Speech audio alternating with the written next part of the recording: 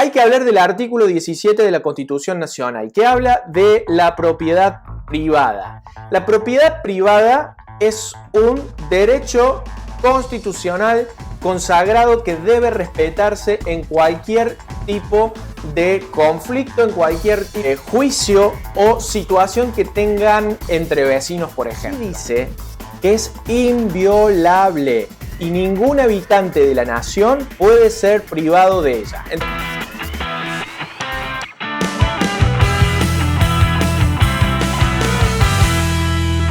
Entonces, hablamos de las tomas de terrenos en el sur de la Argentina, o lo que está sucediendo en Entre Ríos, lo que está pasando en provincia de Buenos Aires. Entonces, o piensen en la casa que ustedes viven, si son propietarios, o la que alquilan, o la que heredaron de sus padres. Eso se aplica tanto para las grandes tomas como también para nuestras. La única alternativa y posible avasallamiento sobre la propiedad privada es la llamada expropiación, que tiene que ser concretamente una causa de utilidad pública que el Estado va a decir que esa tierra o ese inmueble tiene, y tiene que ser dictada por ley anterior y tiene que ser previamente indemnizada a su titular. Es decir, quien tiene un inmueble que el Estado de repente dice que van a hacer una plaza, que es necesario para hacer un parque. Anecdóticamente, en el Palacio Ferreira, hace unos años atrás, cuando eso se convirtió en museo, la única manera de quitar a sus propietarios, los Ferreira, fue a través de una ley de expropiación. Después discutieron en juicio el monto de la indemnización porque claramente fue inferior a la que el Estado le pagó. Pero después en juicio terminó pagando mucho más el Estado, es decir, todos los cordobeses, para que hoy sea un museo. Entonces, partiendo de la base de lo que dice nuestra Constitución Nacional de la propiedad privada y la excepción a la propiedad privada, que es la expropiación, tenemos que entender cuáles son las defensas que tenemos nosotros los propietarios, los inquilinos, los comodatarios, los usufructuarios, que ostentamos tener una vivienda, una casa, un inmueble y necesitamos ser defendidos ante una usurpación, ante una ocupación ilegítima. Técnicamente, cuando sucede una ocupación ilegítima, nuestro marco normativo establece dos vías de defensa, que una es la vía civil y la otra es la vía penal. Estas dos vías recomiendo siempre que sean ejercitadas de manera simultánea. Una no excluye a la otra, pero las dos son necesarias. Entonces, la denuncia penal ante una ocupación ilegítima es lo que todos tenemos que hacer. Si soy inquilino y alguien ocupa ilegítimamente, por supuesto que tengo derecho a ir y a hacer una denuncia penal porque me están ocupando ilegítimamente un inmueble que alquile. Mucho más si soy propietario. Si soy usufructuario también. Si me prestaron un inmueble y alguien lo está ocupando ilegítimamente, también tengo derecho a hacer una denuncia penal. La vía penal busca concretamente el castigo por un delito cometido. El delito en este caso sería la usurpación. La pregunta que debemos hacernos, ¿toda ocupación ilegítima es el delito de usurpación? La respuesta es no. No toda ocupación ilegítima es usurpación. No toda ocupación o desposesión significa cometer el delito de usurpación. Lo que debemos saber es que cuando yo hago una denuncia penal, no necesariamente va a buscar el fiscal que tome la causa restituirme el inmueble. Porque lo que va a buscar es imputar a los que han usurpado, si eventualmente se ha cometido ese delito, y a partir de ahí lograr un juicio y una sanción establecida en nuestro Código Penal para el delito de usurpacios. Entonces, una usurpación como es excarcelable, en principio no hay preso. Entonces las fiscalías no hacen quizá la tarea como deberían hacerla para que se dé el tipo penal, para que se configure el delito de usurpación. Tiene que darse concretamente el desapoderamiento de la tenencia o de la posesión. Se tiene que dar con violencia, se tiene que dar con engaño, se tiene que dar con clandestinidad. Esas tienen que ser las características de la desposesión, las características de la ocupación ilegítima que terminarían conduciéndonos a que se ha producido, se ha cometido un delito, el delito de usurpación. Entonces, cuando hablamos de usurpación, se tienen que dar esos requisitos.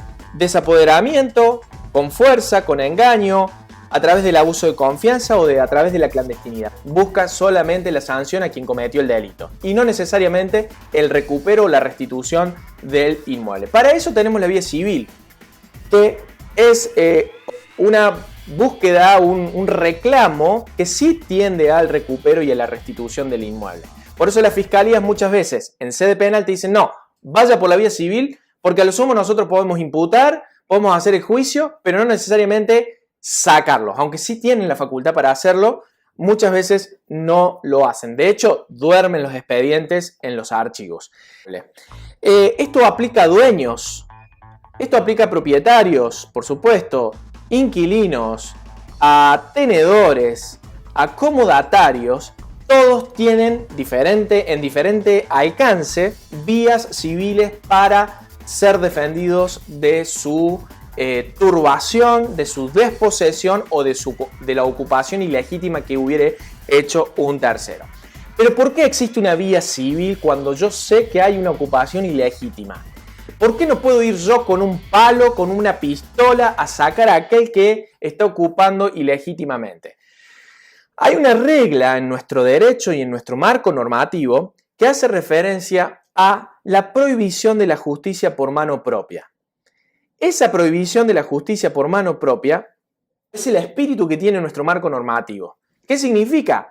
Que nadie puede resolver un problema en algún sentido por mano propia. Para eso tenemos el Estado, para eso tenemos la justicia y tenemos que excitar, siempre lo digo acá, las instituciones, la actividad jurisdiccional. Esto es, la fiscalía, los jueces que actúen y que respondan ante una cuestión como esta. Entonces, partiendo de esa base y de ese principio de que no podemos hacer justicia por mano propia, es un principio que aplica a todos los ciudadanos. Por eso quien a mí me produce un daño, por ejemplo, que de repente mata a un familiar mío, si yo voy y mato al delincuente, también estoy cometiendo el delito de homicidio. Para eso tengo que ir a la justicia, para que no sea una guerra, un sálvese quien pueda, una selva donde manda el más fuerte y donde domina el más fuerte. Imagínense en una ocupación ilegítima, se metió una persona, un usurpador, viene su propietario, se agarran a palos, lo logra sacar, el usurpador vuelve, pero ya no vuelve con palos, vuelve con pistolas, y así sucesivamente se producen un hecho de violencia tras otro. Entonces, si eso no estuviera penado por la ley, si eso no estuviera como un principio rector en nuestro marco normativo, en nuestro Código Civil y Comercial de la Nación, en nuestro Código Penal, en nuestra Constitución Nacional, sería, la verdad, una situación de que gana el más fuerte y el más poderoso. Cada uno sé que está haciendo y sacando sus propias conclusiones del otro lado, pensando en estos hechos de usurpaciones, de ocupaciones ilegítimas. Pero hacemos instrucción cívica en este sentido cuando enseñamos lo que dice el derecho y lo que dice la norma para poder vivir en una sociedad más igualitaria, más pacífica. La prohibición de hacer justicia por mano propia tiene como único objetivo que la paz social reine en un Estado de Derecho como el de Argentina. Entonces, ¿cuáles son las maneras en que uno tiene que proceder cuando está siendo ocupado ilegítimamente? Quizás estoy hablando para personas que sufren, son víctimas de una ocupación ilegítima. No estaría de alguna manera asesorando al que lo hace, al autor del delito, si lo fuera en ese caso. Estoy refiriéndome a personas que necesitan defender su posesión, su tenencia, su propiedad, su inmueble, su casa. Ha pasado mucho en las sierras de Córdoba, ahora que con las restricciones de no poder trasladarse al interior de departamentos de nuestra provincia, las casas están solas. Las casas están desocupadas y peligra justamente ante posibles ataques de estas características. Por eso, en primer lugar, ¿cómo debo yo proceder ante hechos posibles de ocupaciones ilegítimas? Una casa, un inmueble, un terreno, una propiedad desocupada, deshabitada, con signos de abandono, es blanco de cualquier usurpador, es blanco de cualquier ocupante ilegítimo. Tiene que saber de que si no da signos o no da luz de ocupación, es un blanco para cualquier usurpador y que ocupe ilegítimamente. Por eso, consejo, si yo tengo un terreno en las sierras, tiene que lucir ocupado. Hay que delimitar los terrenos. Se puede hacer una marca a través de una pequeña zanja. Hacer actos posesorios propiamente dicho. Cortar el césped, desmalezar, poner árboles, enviar un albañil para que haga los muros. ¿Por qué no? Hacer una tranquera, poner un candado, poner carteles que digan propiedad privada, prohibido pasar. Hay que evitar que un inmueble tenga las vistas de ser un inmueble desocupado, abandonado y que sus dueños o poseedores no le dan atención. Entonces, es necesario involucrarse inclusive hasta con los vecinos. Que el vecino sepa que vos sos el dueño. Que el vecino sepa de que te ve una vez por semana, una vez cada 15 días, haciendo alguna actividad, algún trámite en el inmueble. La manera de hacer ostensible, manifiesta, expresa la calidad de poseedor, de dueño, de tenedor. Entonces, involucrar policías, la fuerza pública en ese tipo de grupos, tener contactos con gentes de la zona. Entonces, es la manera de, sobre todo, estar anoticiados ante cualquier ocupación ilegítima. Los que son poseedores, que no tienen el título, hay mucha gente que compra posesiones en el interior.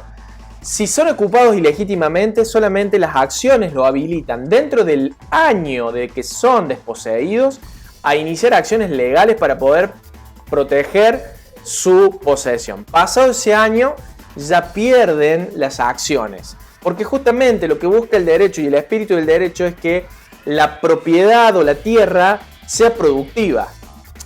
¿Es necesario hacer actas ante jueces de paz de las localidades del interior o hacer una exposición judicial, policial, bien digo, ante cualquier turbación, ante cualquier ocupación que pueda estar sufriendo mi inmueble? ¿Para qué? Para hacer pruebas.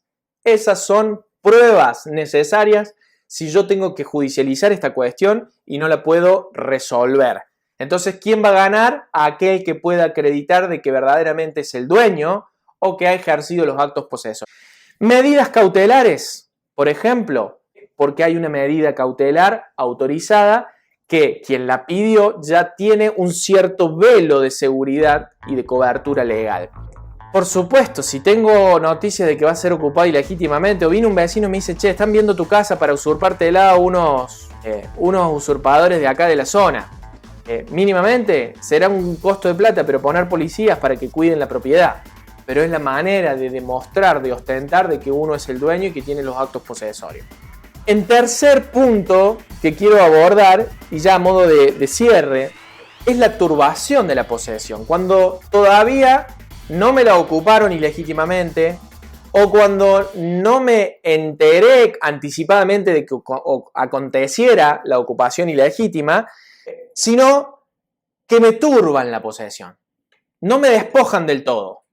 Es decir, me rompen los alambrados, se meten por la tranquera, se metió alguien a la casa, me rompió la puerta, no está viviendo ya adentro, pero sé que en cualquier momento viene con toda la familia, con todos los niños y no lo saco más.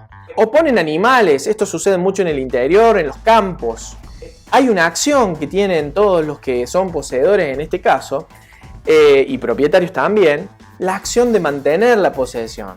Entonces es la defensa, la acción que permite evitar el desapoderamiento o la desposesión de manera total.